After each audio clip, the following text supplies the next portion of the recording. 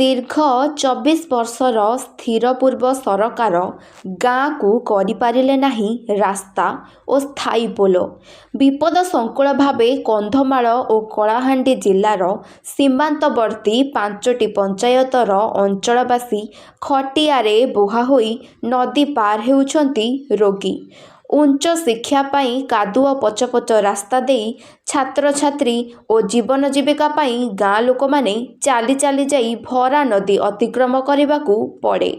2022 मसीह तुमुड़ी बंध ब्लॉक अंतर्गत भंडरंगी पंचायतर गुछागुड़ा गाँ निकटस्थ चाउलधुआ नदी उपरे 4.5 कोटी टंका व्यय बरादरे ग्राम्य निर्माण विभाजन केसिंगा द्वारा आरंभ होइथिला पोल निर्माण अवधि सरी 2 वर्ष अतिक्रम करिला, किंतु निर्माण कार्य संपूर्ण होई पारिला नाही।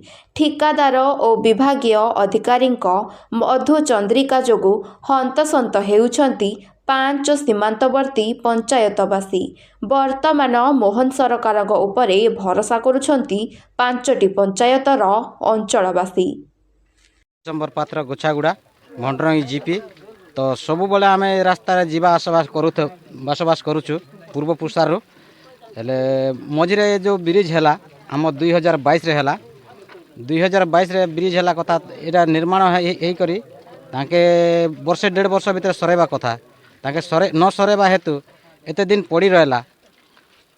आज के काम बंद करी वर्ष 1.5 वर्ष हो गला से आमको टिके रास्ता घाट टिके सुविधा कर देते बोले भल होता।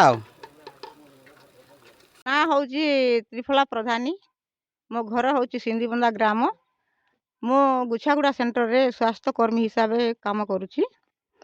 तो आमर असुविधार विषय मु आपण मानकु आज निर्दिष्ट भाव में जनाऊँगी।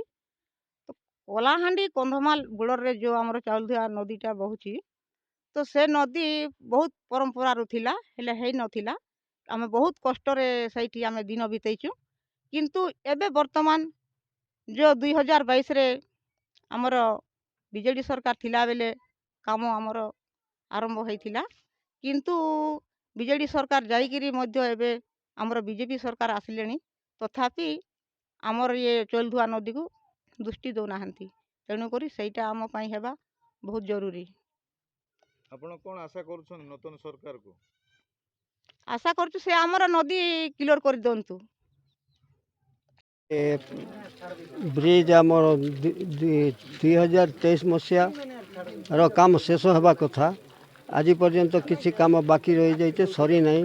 तापर बीजेडी सरकार अमल काम स्टार्ट है तापर बीजेडी गला बीजेपी बीजेपी सरकार जदि ई टंका जदि आम पाई जदि खर्च है कोटी कोटी 5 कोटी टंका से ठिकादार बिल करी कि से घरे सहीक रही आम 5 पंचायत समस्ते हरियाणा हो आम केते दुख सुखरे अच्छु से मैंने बिल उठाई करी घरे चुपचाप होकर बसले। तापर जदि बीजेपी सरकार जदि किसी आमर प्रस्ताव की आमर किसी विषय जदि न शुणबे आम जाई ब्लॉक रे धारणा देबू प्रत्येक 5टा 6टा पंचायत बसिक आम धारणा देव ना सरकार दे हेबे। ग्राम सिंधीबंदा भंडरंगी पंचायत मोर कहबार उद्देश्य है आज की दीर्घ 3 वर्ष 4 वर्ष हो गला आमर चिट्रा आमर गुछागुड़ा मझिरे जो सेतु निर्माण होती आमर बॉर्डर रे अच्छी कंधमाल कलाहांडी बॉर्डर जो सेतु अच्छी एटा ठिकादार माने कले किंतु 2 वर्ष 2.5 वर्ष भितर कि 1.5 वर्ष भितर फाइनाल करवा कथा संपूर्ण करवा कथा आज की प्राय 5 वर्ष बीतला कौन ठिकादार से मैंने हेले दुर्भाग्यर कथा कि आम 5टा जीपी लोक जा आसा यातायात करुचु हेले कौन माने सीरियस पेसेंट को जो भी कौन मेडिकल को नेबा को हेले आमे ताको खटरे कांदे के नौचु कि कौन गर्भवती माँ को आम्बुलेंस जीवार को दूर कथा ताको चाली कर भी जीवा को असुविधा होची ताको आमे कांदे के खटरे नौचु। तेणु करी जेते बेले आमर सेतु बंधटा आरंभ है सेते बेले बीजेडी सरकार थिला तांकर पदक्षेप चालू थिला। वर्तमान आमर बीजेपी सरकार चली आम समस्त को सरकार को अनुरोध करुचु कि आमर ये सेतु बंधटा जल्दी संपूर्ण कले आम समस्ते आमर 5टा ग्रामवासी उपकृत हो बोली आम कहूँ। कंधमाल जिला बालीगुड़ा उपखंडरू रोहन कुमार नंदक report, voice of Odisha live.